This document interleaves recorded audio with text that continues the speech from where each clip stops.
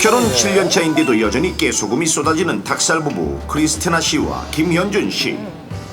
자기 배고프지 않아요? 좀 배고픈데? 일부러 저렇게 짜장면 말씀하시는 것 같아요 이제.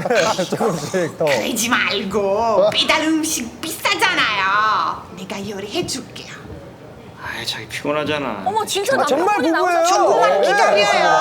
정말 남편분이세요. 금방 맛있는 진짜 김치찌개 부부예요. 끓여줄게요. 괜찮은데. 진짜. 괜찮다는데도 굳이 직접 요리를 하겠다는 크리스티나. 오늘 저녁 메뉴는 남편이 제일 좋아하는 김치찌개를 준비했습니다.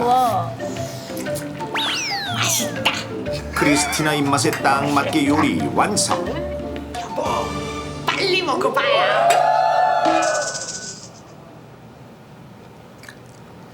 요리 이렇게 썩 잘하시는 것 같지 않던데. 끝내주죠. 끝내주죠. 예. 해줄래? 맛있다고 남편분도 거짓말하기를 요리 좀 얹힌 하세요. 잘하시는데. 아내의 요리 실력은 도무지 나아질 기미가 보이질 않는데요. 김치찌개 맛있으니까 자기가 한 그릇 더 먹어요. 난 괜찮아. 많이 먹었는데.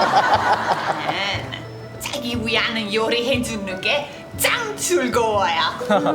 나도 자기 요리 먹는 게 너무 즐거워. 너무 영혼 없는 대답인데요. 제가. 사랑하는 아내에게 맛없다는 얘기조차 못하는 착한 남편 현준 씨.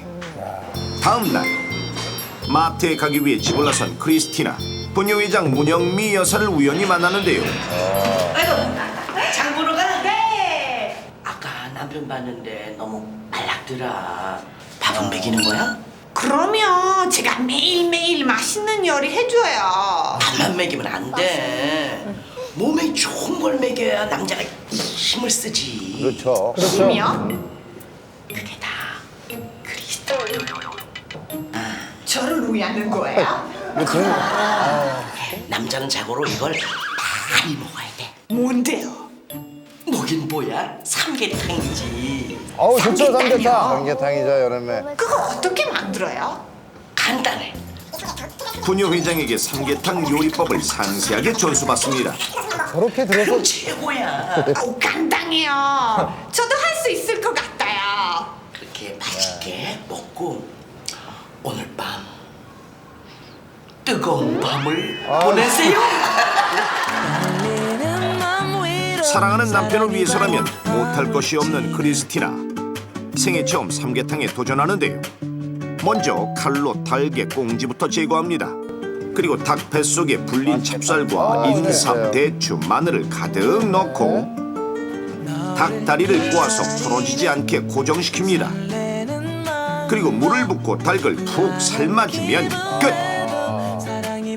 삼계탕이 끓는 동안 시어머님이 주신 김치도 먹기 좋게 준비합니다. 잘 봐야 돼요. 화면. 잘 봐야 돼요 하면. 자기 왔나 보다. 때마침 퇴근한 남편 현준 씨. 자기 왔어요? 집에서 이렇게 맛있는 냄새가 나. 자기 연기 위한 잘하시네요. 맛있는 보양식 생활 연기. 준비했어요. 보양식? 크리스티나표 삼계탕은 과연 어떨까요? 겉으로 보기엔 그럴듯해 보이는데요. 야. 우와 이거 당신이 다 혼자 만든 거야? 그럼요. 저 여름에는 삼계탕 꼭 먹어야 안 돼요. 자기 빨리 먹어봐요. 먹기 전에 심호흡은 필수.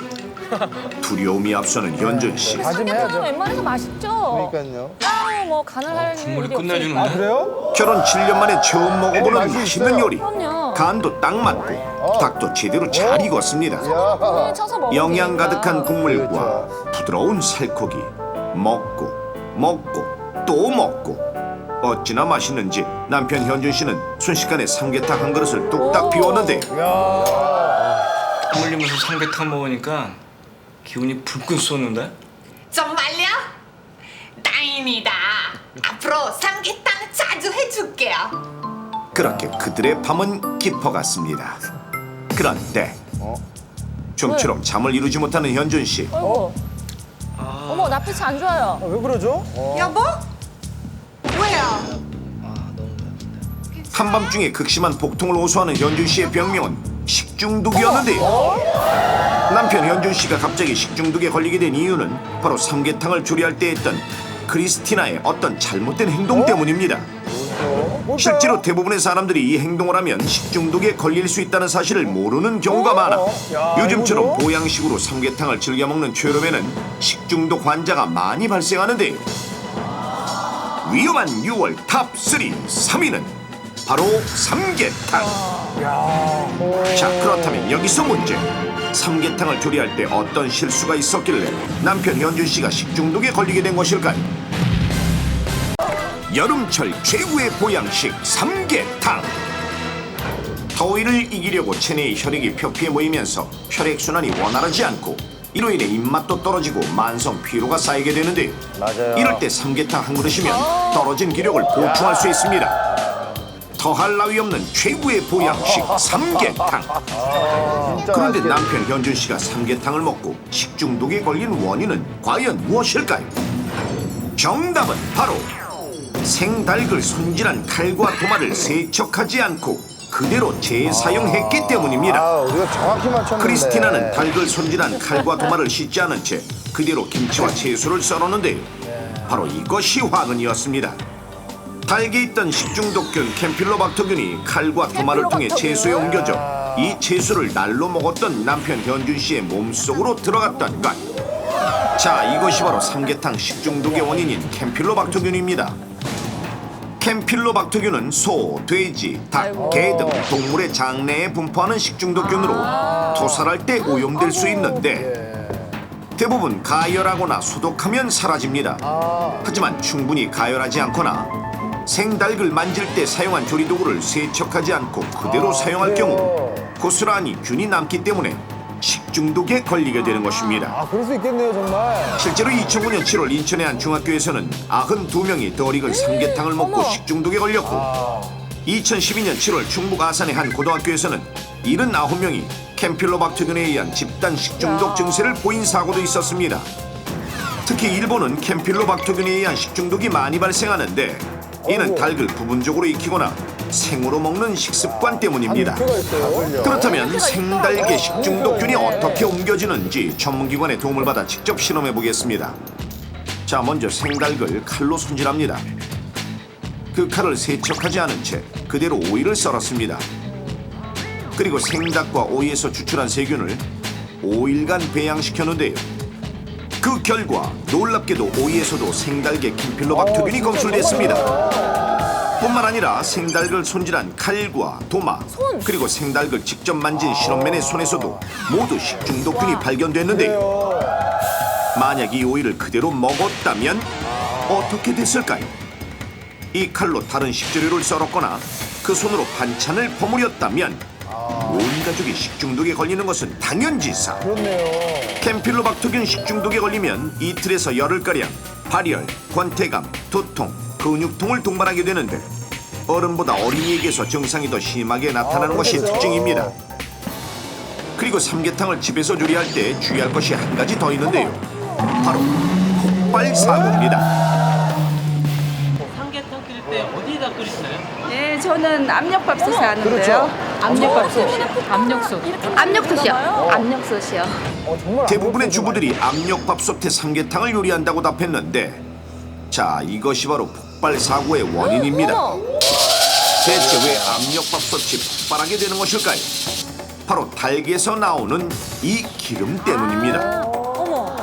닭을 조리할 때 나오는 이 기름이 압력밥솥의 전기 배출구를 막아 솥 내부의 압력이 점점 증가하고 이를 이기지 못한 밥솥이 터지면서 폭발하게 되는 것. 삼계탕을 압력밥솥에 넣고 조리할 때 과연 폭발이 일어날지 위기탈출 넘버원이 직접 실험해봤습니다. 만약에 위험사고를 대비해 안전대원이 참석한 가운데 진행했는데요. 먼저 속을 가득 채운 닭을 압력밥솥에 넣고 삼계탕을 요리해보겠습니다. 과연 결과는 어떻게 될까요? 너무 위험하겠는데요?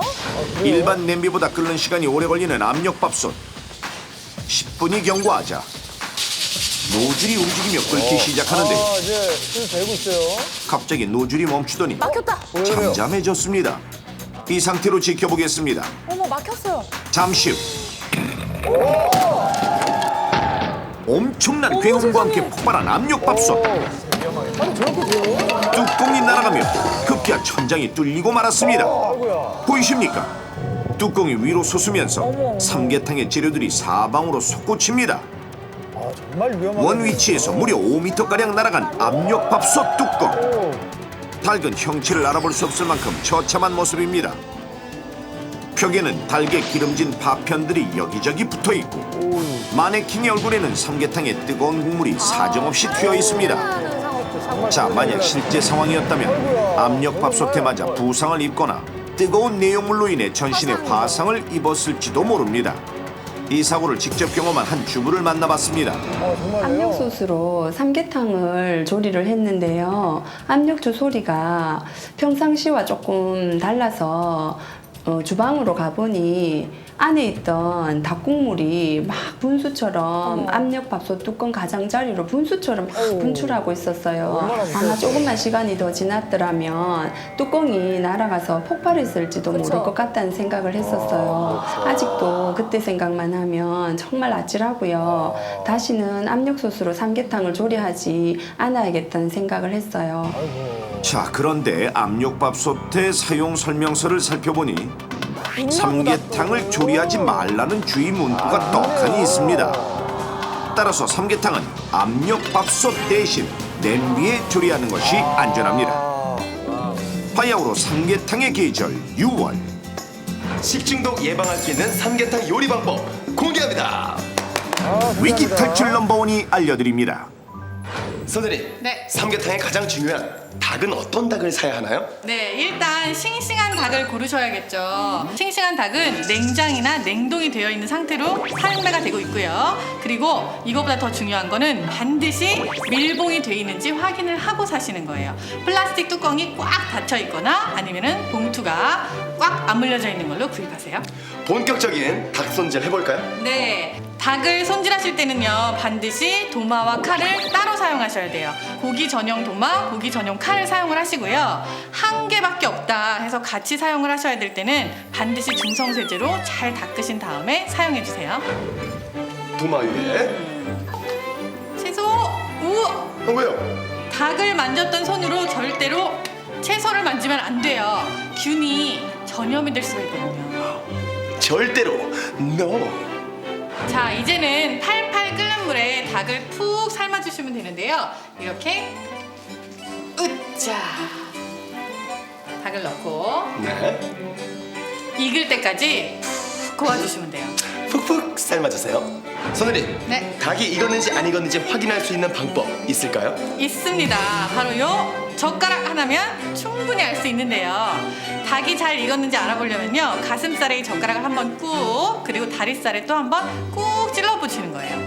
특히 다리살 같은 경우에는 가슴살보다 근육이 더 초밀초밀하거든요. 그래서 젓가락이 잘 들어갔다 나오지 않거나 아니면 나온 다음에도 핏물이 고여있다면 다 안 익은 거예요. 삼계탕 식중독 걱정 없이 맛있게 드세요.